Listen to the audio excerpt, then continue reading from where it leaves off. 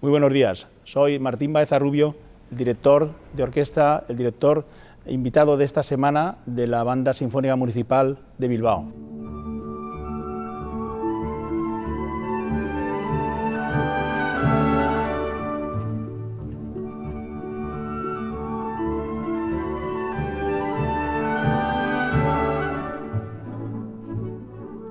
Van a disfrutar mucho, son grandes momentos musicales que todo el mundo reconoce perfectamente y es un programa muy bien elegido, muy intenso a la vez y muy bonito, precisamente porque celebramos Santa Cecilia, que es el día 22 de noviembre, y hacemos el concierto el día anterior, el 21, celebrando esa efeméride que para los músicos es muy importante en el Euskalduna a las 12 del mediodía del 21 de noviembre. Pues una experiencia muy bonita, está siendo una muy bonita semana, mucho trabajo, desde luego, el programa es exigente también, ¿no? Es precioso, es muy bonito, pero es exigente y implica una exigencia a los propios músicos, a los propios profesores de la Banda Sinfónica Municipal, y están trabajando muy bien, hay que reconocerlo.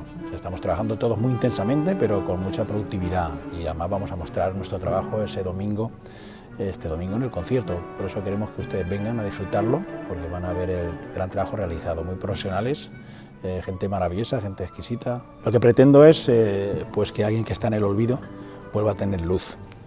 No puede haber alguien tan importante como él en este país, que hizo tanto por los músicos, por los compositores de España y por todo lo que implicaba, lo que aportó a toda la música, a la música sinfónica que la introduce en España y la establece, y a la música sinfónico-coral.